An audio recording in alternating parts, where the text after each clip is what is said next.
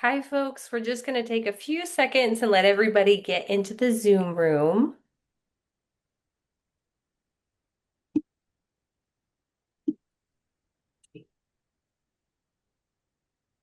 It's good to see some familiar faces.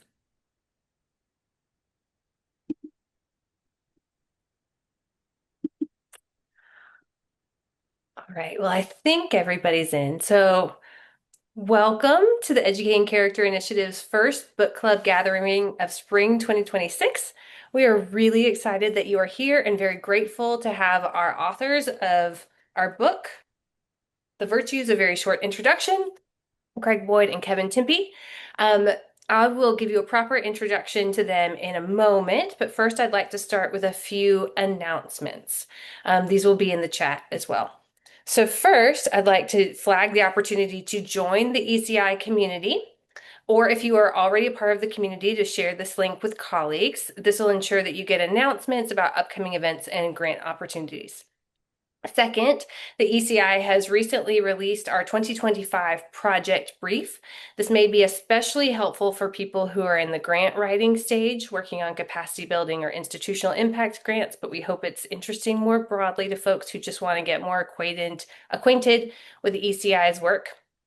And then last but not least, our second webinar of the semester is coming up on February 12th at 4 p.m. Eastern Standard Time, and it'll be focusing on faculty development and educating for character with Andrew Abella, Allison Cook-Sather, and Kinzu, representing Catholic University, Bryn Mawr College, and Virginia Polytechnic Institute and State University, respectively. And you'll find more information about all of those announcements in the chat. So let me introduce you to our authors. The first is Greg Boyd. He is Professor of Philosophy and Humanities at St. Louis University, where he also earned his PhD in philosophy in 1996. His scholarship engages virtue ethics broadly, with special attention to Aquinas' moral theory and the works of J.R.R. Tolkien. So if there are any Tolkien fans in the house, feel free to bring those questions. His co-author is Kevin Timpe, who currently holds the William H. Jellema Chair at Calvin University. Kevin's primary research interests span the metaphysics of free will, philosophy of disability, virtue ethics, and philosophical theology. And if our book for this month just piqued your interest and you'd like to hear more from these two authors about virtue ethics, they have also co-edited the volume Virtues and Their Vices, also by Oxford University Press. So we will open. You'll hear a lot from me and mostly from Craig and Kevin for about the first 25 minutes, and we'll be covering the basic ideas of the book, and then we'll dig into a couple themes that I found particularly interesting. And the point of this early discussion is to make sure that everybody has a sense of the basic ideas of the book enough so that they can participate in the discussion. So if you didn't get to every single word of the reading, do not worry. We still welcome your participation, and any questions or comments you have. We'll give you a little introduction to the book in this discussion, and then we'll dig in where you have more interest. So with that, Kevin, Craig, thank you so much for being here. I'd like to get started with a question about personal history. So how did you each become interested in studying virtue ethics? And we'll start with Craig. Okay. Well, I first met Kevin in 2004. I was doing a sabbatical at St. Louis U where I did my doctorate, and he was finishing up. I remember meeting him. He was photocopying something frantically on his dissertation, and we talked a little bit. We've talked since then, and we kind of were of similar minds when it came to thinking about the virtues. And there hadn't been anything that had been done, I think, systematically on the virtues for quite some time.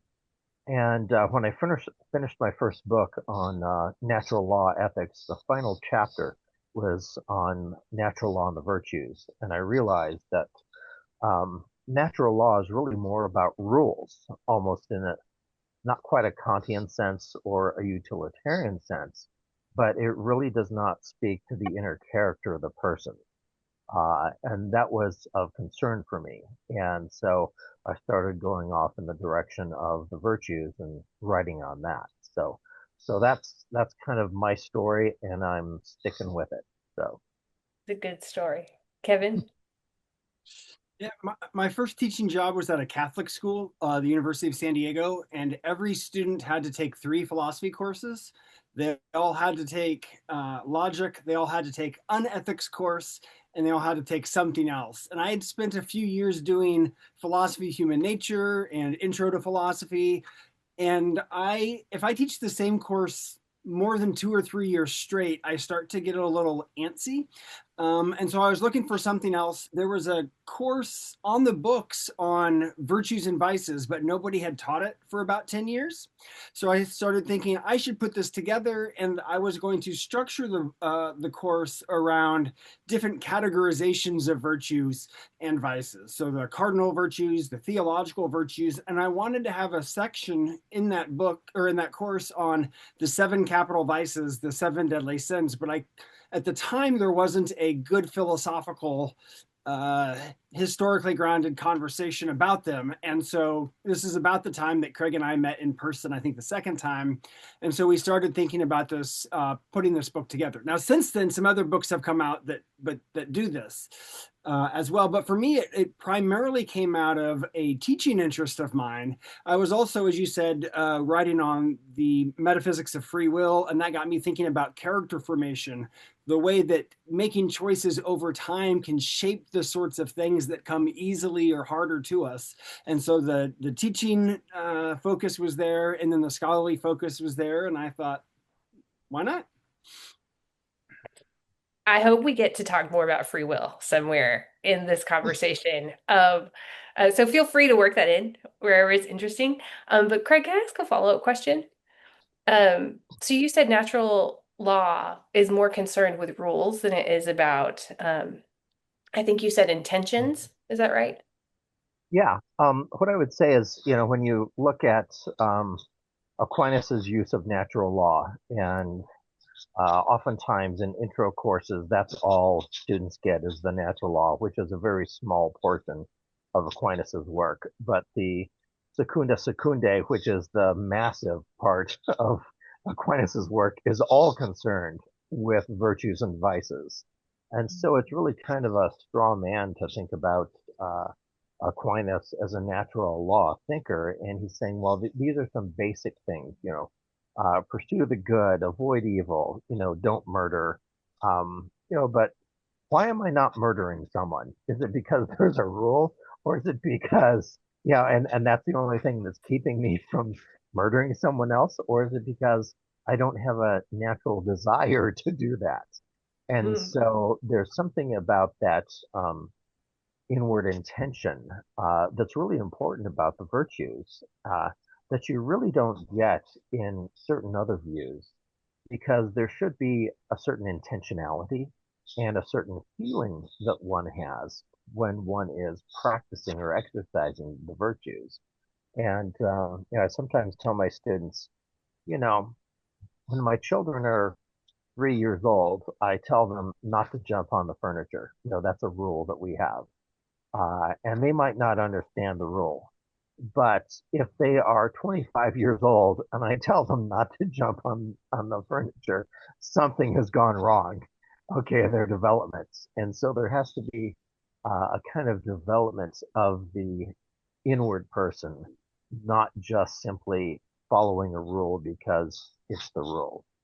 So that's kind of my frustration with the traditional way people have taught ethics. Oh, since I guess the 1950s, it was always utilitarianism or Kantianism until Alistair McIntyre and Elizabeth Anscombe came along. Thank you. Thank you for telling us about your interest in it. Okay, so I have my next question is about defining big terms. So what is virtue?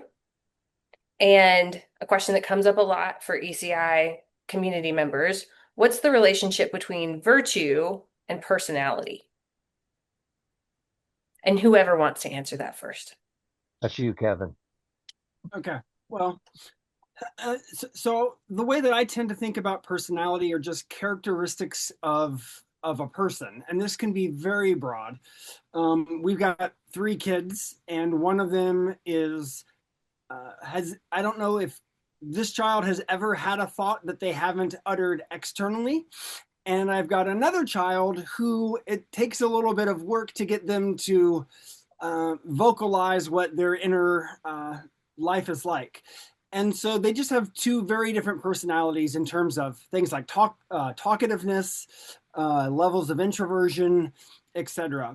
But I don't think that either of my children is morally bad in any way for those particular kinds of characteristics. So the way that we think about virtue in the tradition in our book is not only in the Greek word for virtue is arete. Also, the meaning is excellence. So these are a certain kind of excellence, but they're excellence with respect to the moral life. And so we think of the virtues, especially the moral virtues, as dispositions to either think or feel or desire or act in ways that contribute to us being good humans, that contribute to our flourishing. And so it's not clear to me that in all contexts that talkativeness versus introversion, right, is needed for flourishing.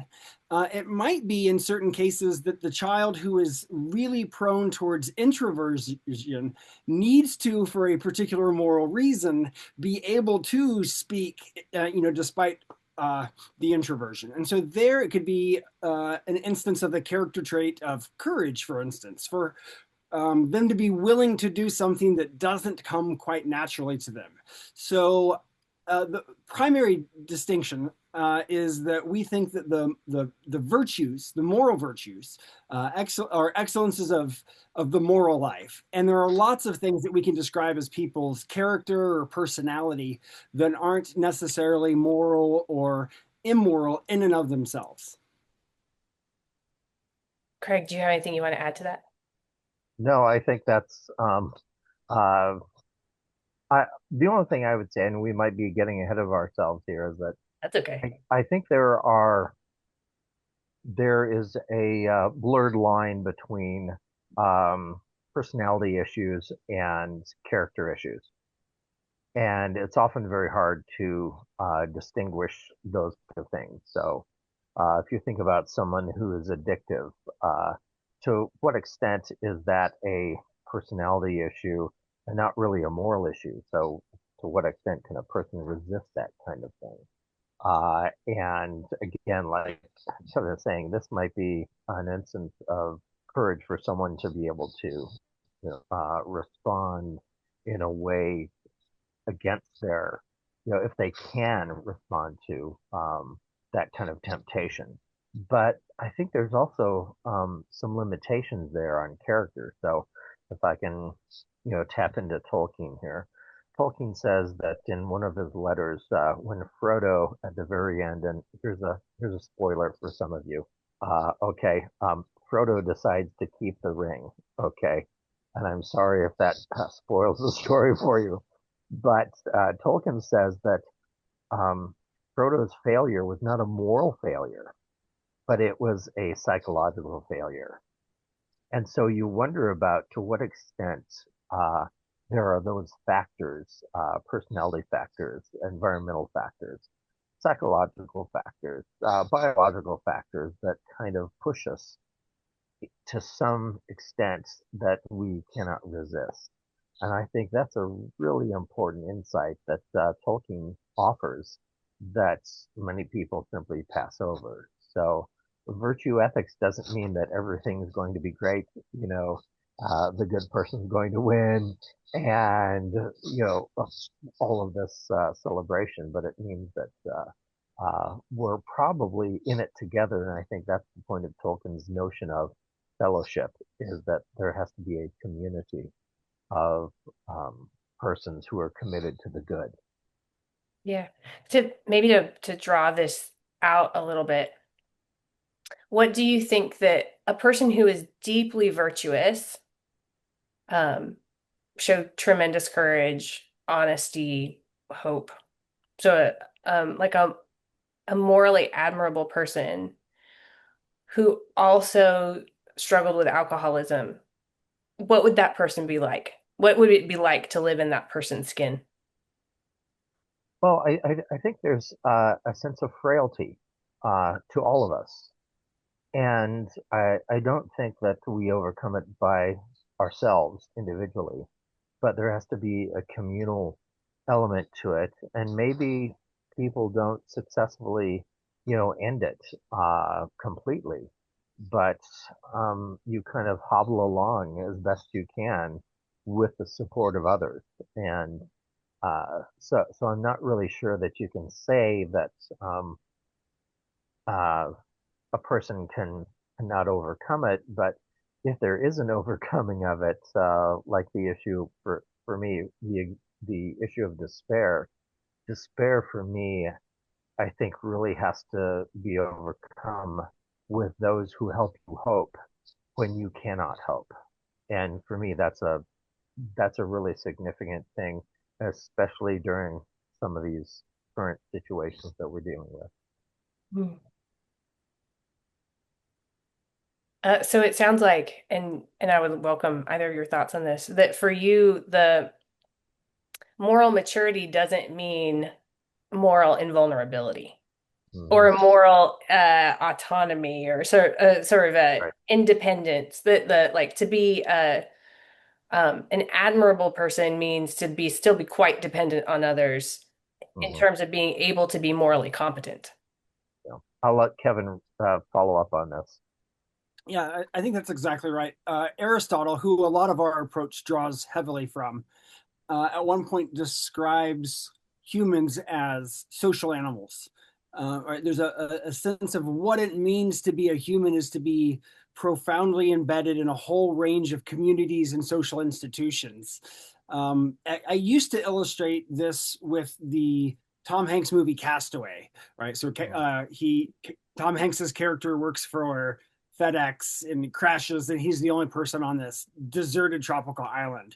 And he is so alone, so profoundly incomplete as a human that he takes a volleyball and creates a friend for Wilton. himself. At Mhm. the end of the movie, when he's paddling his raft away from the island, and Wilson, his volleyball friend, sort of the rope holding him on the raft breaks and starts to bob away, that he like contemplates risking his life in one sense for a volleyball, in another sense for his community, like the only interaction. So one of the things we talk about in the book is the way that you form different virtues.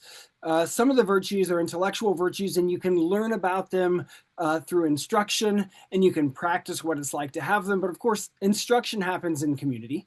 And as Craig mentioned a minute ago, right, the moral formation project will often require us to have exemplars of what good people are like so that we can model ourselves, do what they do through just like forcing ourselves to until we can become like they are in those ways.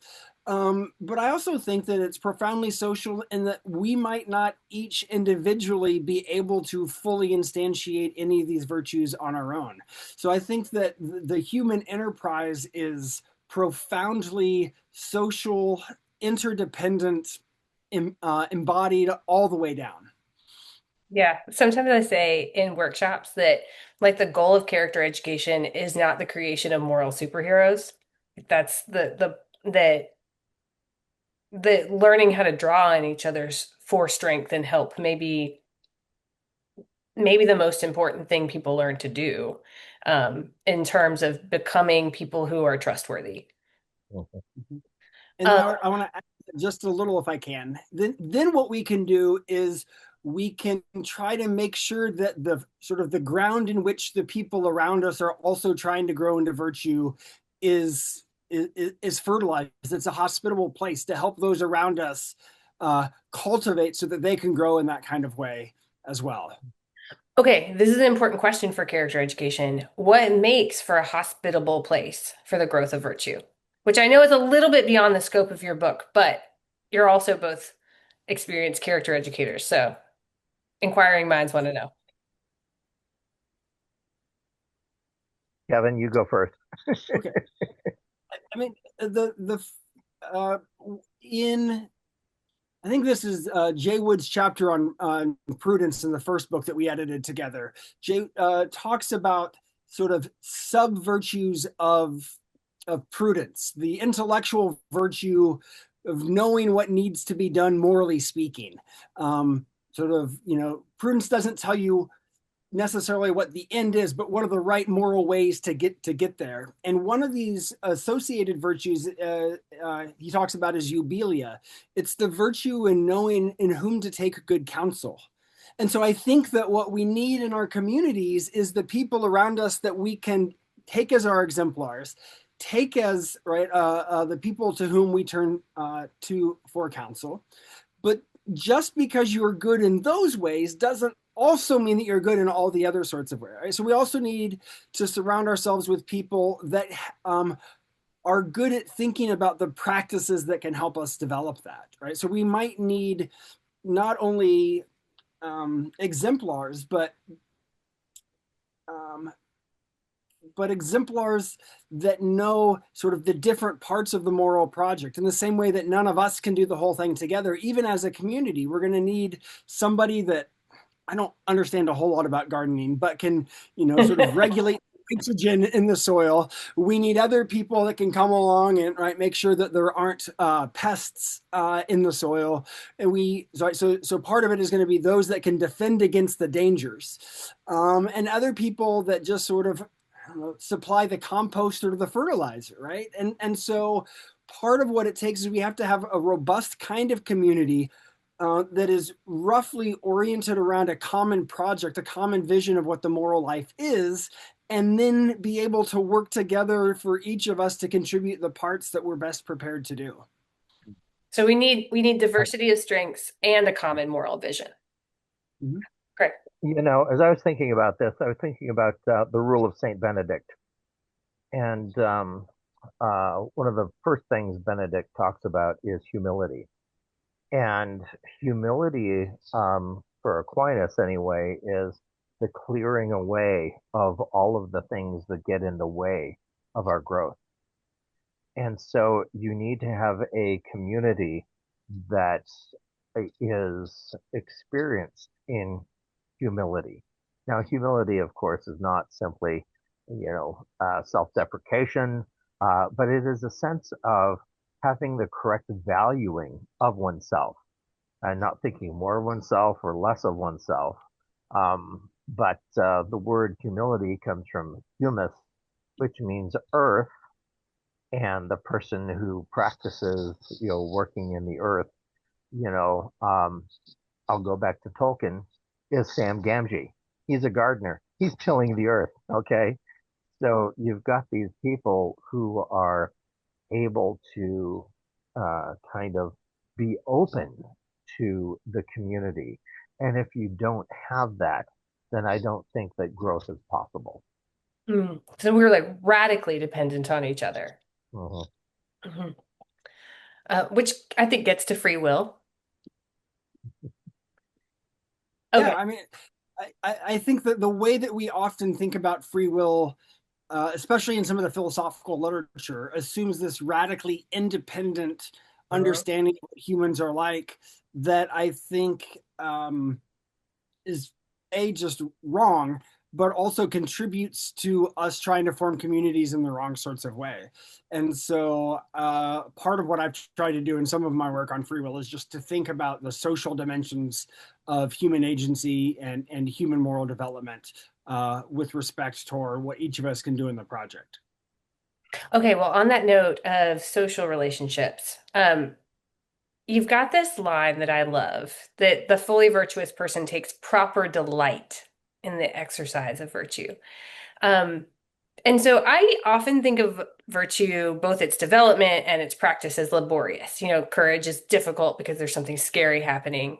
Justice is difficult because there's like difficult trade-offs to be made. But this delight is interesting. And I would love to hear your thoughts about the role of play in the development or exercise of virtue, which again, I usually think of virtue as laborious, But delight makes me think it's not all labor all the time.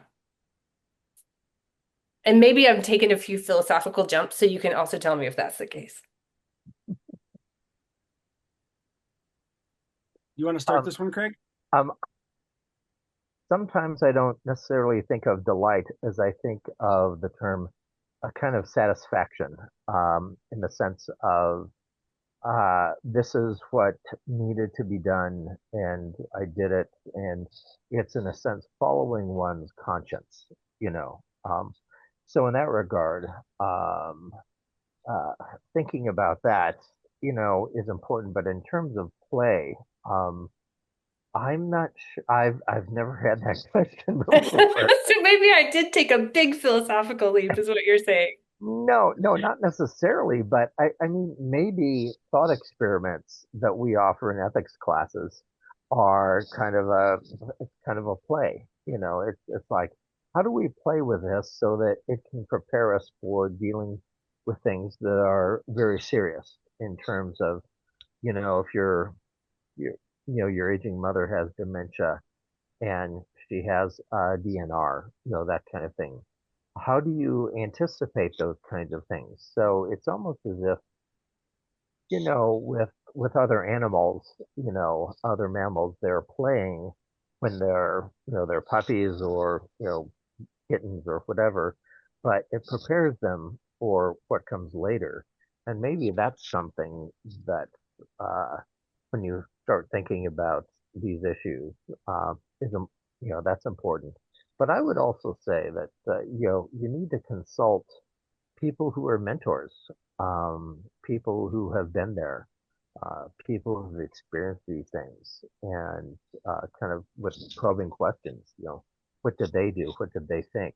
And what were the things that they were engaging with? And the fact is, sometimes there are decisions that you make that there is no one easy way out, because sometimes someone's going to get hurt regardless of the decision that you make. And that's a very sobering thought, but it really speaks to the limitations of our existence, and what we can and cannot do. So You took it so far away from play. We're down to finitude and tragedy. I was hoping that would happen. Kevin, what about you? Yeah, I mean, I think that it's natural for us to think about sort of the laborious nature of the moral project that you were talking about, as if it's somehow contrary to delight or satisfaction. But I think that most things that we do in life that are really worth doing, that are really meaningful things, are both really daggone hard and not always enjoyable, but the sort of thing that we can take a satisfaction or a kind of delight. So, parenting is like this, at least at many stages in the parenting process. Learning to play an instrument. A couple years ago, one of our daughters was taking violin lessons, and I've always wanted to play the violin. And I'm the least musically inclined person that I have ever met in life. So I rented a violin too, and I was taking the lessons with her, and it was hard work. I just couldn't figure out how to do the finger positions. There are too many things to keep track of all at the same time, and I gave it up. But my daughter is better than me. She kept with it, and even though it was hard, she then was able to start to take not only enjoyment, but a certain kind of pride, a certain kind of satisfaction in what she had done. And she keeps playing harder and harder music in it, right? So the process of becoming a certain kind of player is still hard, but now she actually takes enjoyment, delight in doing that thing. And so I think that, which I think is a wonderful image, even when we are doing the really morally hard thing that is courageous, right? We might not take pleasure in doing it, but there's a way in which we're still training our desires. I want to be the kind of person who does this because it's the right thing to do and also recognize it and feels it, right? We don't want the moral life to always be us against ourselves, right? I'm only doing this because I have to, and not because I have to and I recognize the good that's internal. And so this is the process of moral formation is, I think, the process by which we internalize the goodness of what we're doing and the ends that we're going to. And it's not always going to be fun, but there is a sense in that we recognize in the process we're not only training our actions but our inner orientations to the actions. I was Mhm. reading a little bit more of my colleague Jamie Smith's work. He's got a book, You Are What You Love, where he talks about the moral formation project is just the project of figuring out what is worthy of the various kinds of loves in our life. And I think that that's the right way to think about it. Mhm. I like that. It means that it if it's labor followed by satisfaction, that we learn to and that's how we internalize what really matters. It seems like savoring is really important to the moral life then. Like taking a minute and like sinking into that satisfaction. Um, Last question. And so this is a note for all of the attendees. Now's a good time to jot down your thoughts, whatever. This can be a question, it can be a comment, um, some bit of inspiration that Craig and Kevin have sparked. And you can either raise your hand, you can raise your real hand, you can raise your Zoom hand, or you can enter a question in the chat. So now's a great time to do that as I share the last question that I'll ask the authors, and then we'll turn it over to you. Um, and this one is a fun one for me. Um, so your book does it points out that Jewish, Christian, and Muslim virtue ethics are all drawing on Aristotle's account of virtue, right? But they're all also innovating on what Aristotle says. So if you are there favorite insights you have that are unique to each tradition? Kevin did most of the work on that one, so I'll let him go. Yeah. So I think that, I mean, all of these are, as theological traditions, are interwoven historically in various sorts of ways. So a lot of the stuff that I think is super valuable from the Jewish tradition also gets incorporated into the Christian tradition, right? If it's early enough. I was reading another of he and I were never at Calvin at the same time, but I was reading some of Nick Walterstorff's work on education today and the formative nature of education. And Nick's got this great piece where he's talking about educating for shalom. And he's drawing this precisely from the Old Testament, from the Jewish tradition, and then also interpreted through the New Testament, where he talks about shalom requires justice, but it's actually more than that. It also requires right relationship with everybody, with God, other humans, nature, ourselves. And then he also talks about this sort of sense of delight that goes with it too, right? So it's not a begrudging ourselves that we have to do this. So I love this idea of shalom and how rich it is in thinking about both character and education. One of the things that I found really interesting when I was both writing this part of the book and thinking about some of the teaching that I do, there's I think he's a 12th century Islamic theologian, Al-Ghazali. And in his book, The Alchemy of Happiness, and the title is roughly, how do we turn sort of our dross natures into something really good and valuable, right? And by happiness, he means something like flourishing. And he's got a section of this book where he's talking about the practices that can take away the threats to virtue. And there's a fascinating discussion in there about the role of almsgiving in Islam, but he's not only concerned about the character of the person doing the almsgiving, but there's a discussion of what the person receiving the almsgiving needs to be like in order to be able to receive excellently, virtuously. And so he puts it in terms of duty, but I think for him this might just be a translation issue where it's not sort of the begrudging duty that Craig was sort of distancing from earlier, but a deep shaping of the kind of person, right? So the one example that he gives is the receiver of alms needs to not take any more than is actually necessary, right? There's a sense in which recognizing your own need also ought to orient you to the need of other people. And if you only need 7 portions, but if you take 8 that are given to you, right, there's a sense in which this other person, that extra portion is not going to be there for somebody. And the idea about what it means to receive well from other communities, other people in our community, is a beautiful idea. Mm. And I Yeah. got it from reading Al-Ghazali. Yeah, yeah, and that notion that all this goes back to Aristotle. A lot of it does. He uses this term orthos logos, which means right reason, but we have a post-enlightenment notion of what right reason is. And in the Middle Ages, it was a key theme all the way up into John Locke in the modern era, and it's rector ratio, which, and of course, a ratio is a ratio, which is a relationship. So it's the ability of anyone, whether you're Christian, Jewish, or Muslim, to be able to see those correct relationships. And as Kevin was saying, if you're taking 8 portions when you only need 7, you have violated that relationship. And so there's a kind of a judgment of prudence that they all kind of subscribe to in terms of, how do you develop this capacity to judge and to judge well and to realize that you're not taking more than you need.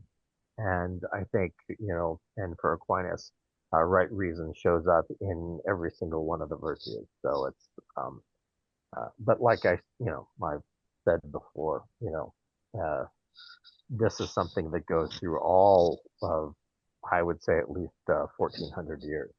So, Yeah. or Well, and more. maybe we're back at vulnerability too, because there is a virtuous way to ask for help. There's a virtuous way to receive. It's not just about the virtue of generosity. Um, but so I'm glad we came full circle on that, and that this discussion has made the social nature of the virtues really, really clear. So thank you for ending us on that example. And with that, I'd love to turn to Joan McGregor, who has her hand raised. Okay, hi. Thanks for your book. We're using it with our faculty groups, and it's a great resource for folks that, for introduction of the virtues. So we're really happy to have it, but it's great to meet you both. I just wanted to ask you, because one of the things you made reference to Alistair McIntyre's work, and it made me realize when you were talking about to cultivate virtue in a community, you need to have a common project or moral vision that you're kind of working with. And of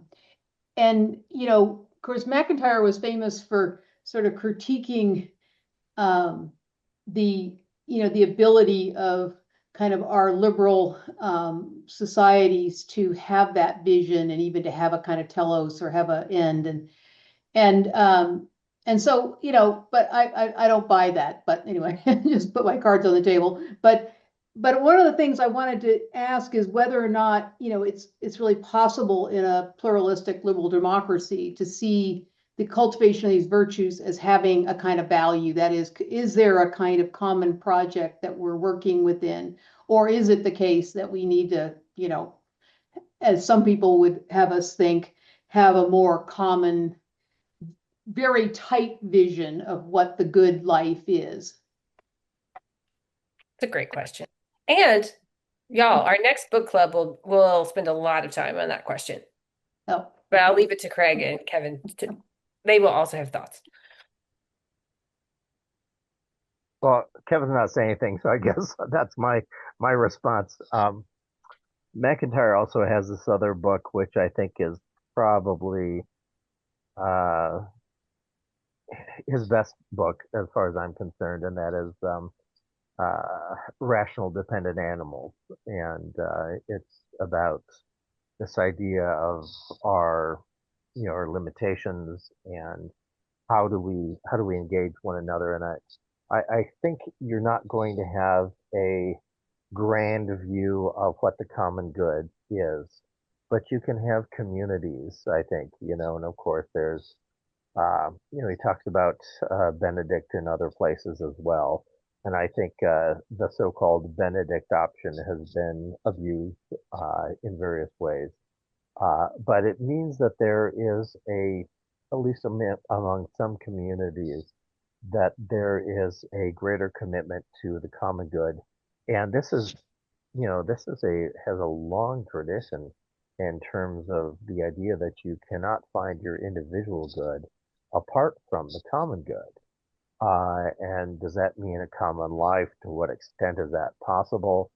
Um, I spent a lot of time with the Benedictines in various places, various monasteries, and of course their numbers are dwindling, but it's very interesting to see that they are committed to the community so much more than they are committed to their own self-justification, and so for me, there's this notion that I don't think in a pluralistic liberal democracy you're ever going to get agreement on that.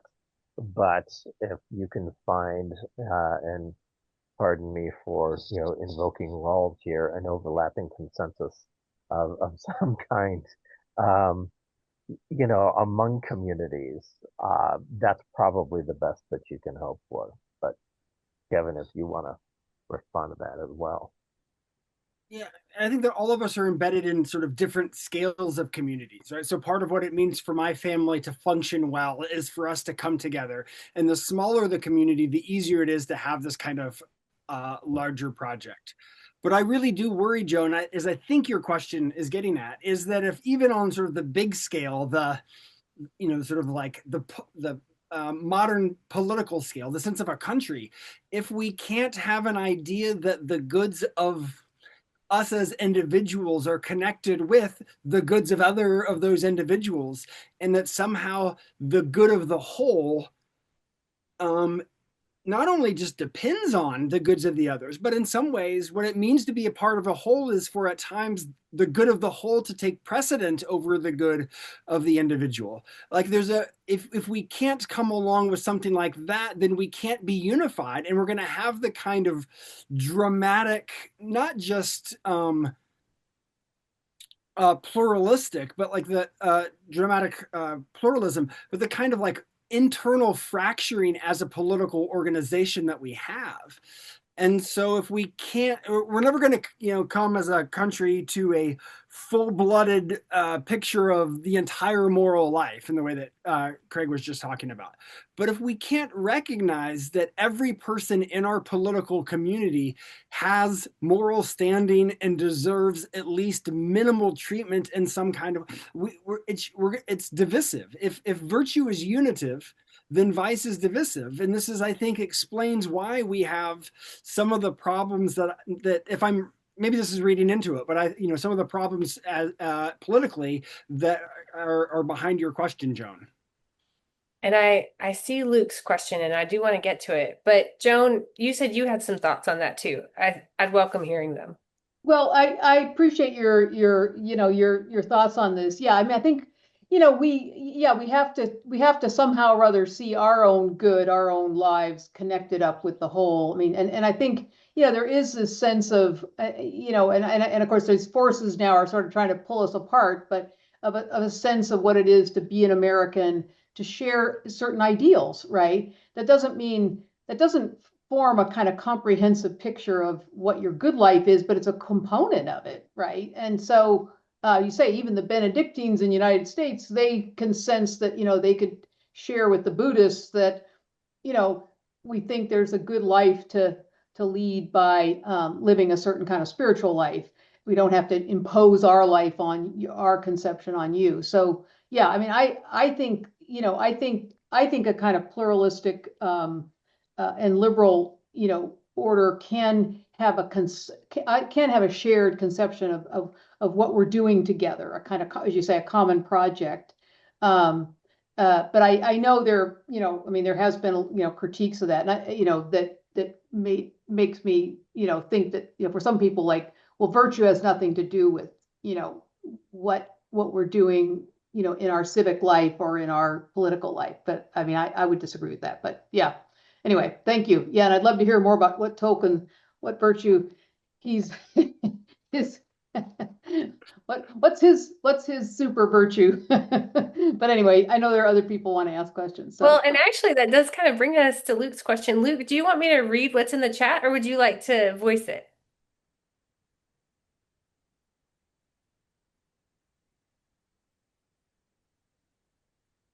Yeah, thanks, Elizabeth. I guess I'll go ahead.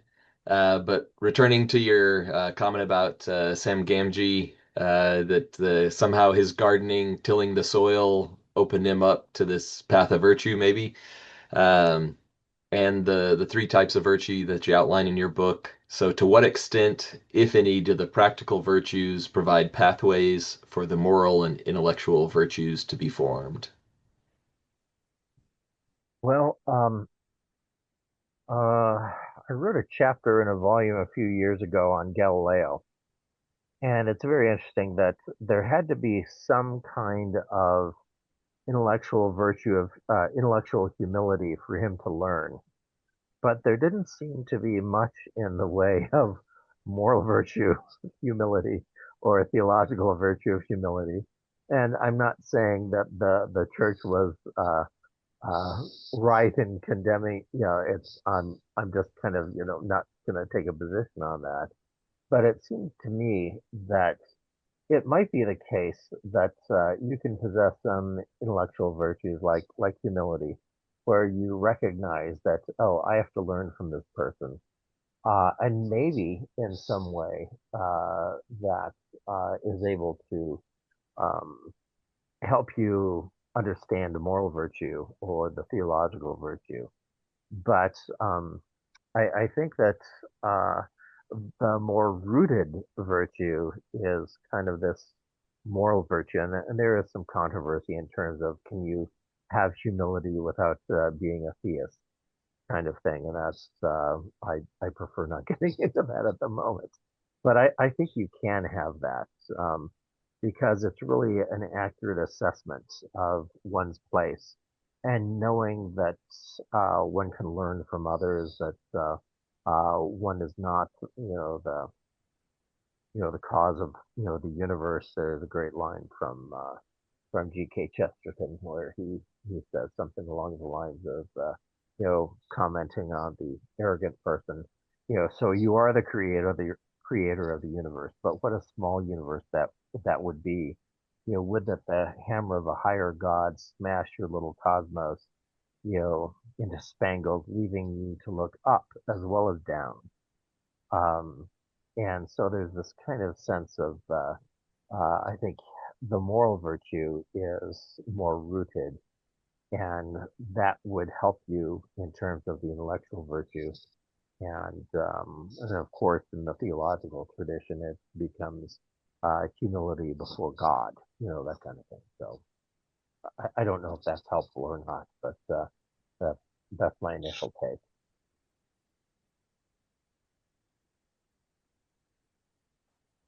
Kevin, do you want to get in on that, or shall I go to the next question? I'll try to be quick. I realize that I'm not. Part of it might depend what you mean by practical virtues. Aquinas has a really interesting discussion in the Summa about craftiness, right? Sort of like what looks to be the virtue of figuring out how to do stuff really, really well. But if the purpose to which it's being put isn't itself morally good, right? The craftiness is actually, even though it's a kind of excellence with figuring out how to achieve your end or something like that, it's not really a virtue in the moral sense because it's for a bad purpose. So I think that there are lots of kinds of excellences of practice that we do, and we can get good at them. But since they're aimed at bad ends, right? They're things that might look to be practical virtues that are actually expressions of vice. The best example of this might just be Dexter from the TV show Dexter, right? Who's really good at figuring out how to kill people and dispose of their bodies and not get caught, right? And he's super crafty in some ways, but it's for a morally bad end. And virtue, in the tradition that Craig and I are thinking about this, is an excellence that's oriented to the right end, through the right means, at the right time, according to right reason, et cetera, et cetera. So a lot of the practical virtues may end up not actually being virtues in the true sense of the term. All right, last question, I believe. But if you have, we might have time for one more quick one. So if you have it, put in the chat. But I want to give each question time to breathe. Jillian, would you share your question? Yeah, hi, good to see you, Liz. Thanks for putting this on. I love getting to learn just like little random tidbits of other related research through these. Yeah, my name is Jillian Lee Meyer. I go to school at Indiana University Bloomington. I'm a dual doctoral student in psychology and cognitive science. And I study things like moral measurement, moral psychology, decision making, that kind of leads into character, civic education kind of spheres. Um, I've been contemplating this one dimension of my measure. It's an interdisciplinary measure, so it covers like disciplinary research on morality within biology, philosophy, anthropology, and religious studies. And it's this like religious studies dimension that I've been struggling with how to articulate it correctly because I don't want it to just be strictly a religious scale, a religious measure, but it's supposed to get at this like reason for morality or like this intention that you talk about versus the like utilitarianism or Kantianism. Um, but like a sense of like there's a reason that I'm doing this. So you imagine like for people who are religious, like that's very clear. Like I want to be a good person so I can go to heaven and all of this, or other like internal inclinations from religion. But someone who's an atheist might say like there's no cosmic aspect of morality.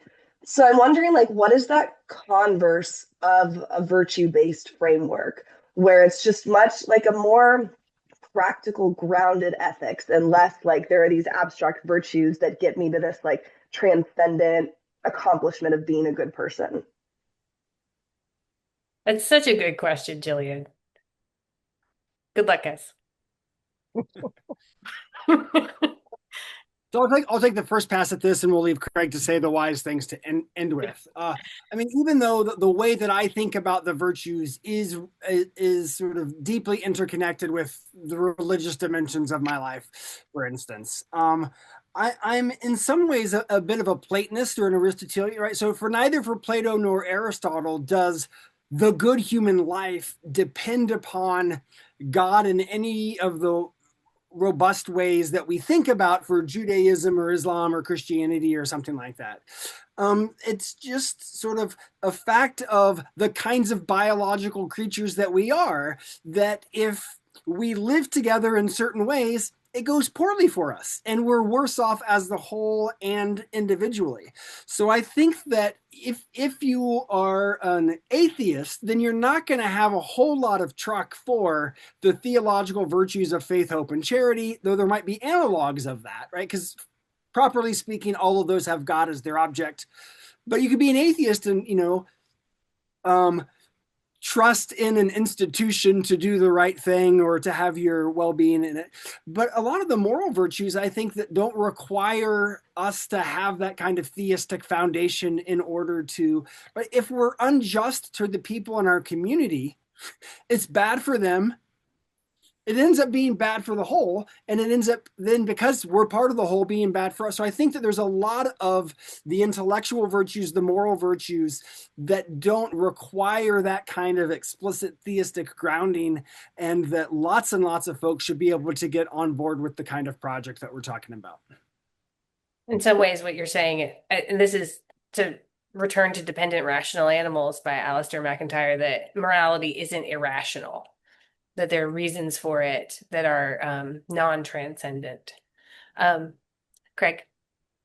Yeah, I was just going to say, a few years ago, I was writing on evolution and ethics, and it seems to me that there are certain kinds of ways in which we have evolved so that there, at a bare minimum, there has to be a kind of in-group, out-group kind of dynamic. And you can find this in chimpanzees and bonobos and other groups, but you can also find it in things like, Calvin's Geneva. There's the in-group, there's the out-group. Um, so I think that um, you could say that ethics, morality, some basic principles have to apply to any community, and I think that's pretty important.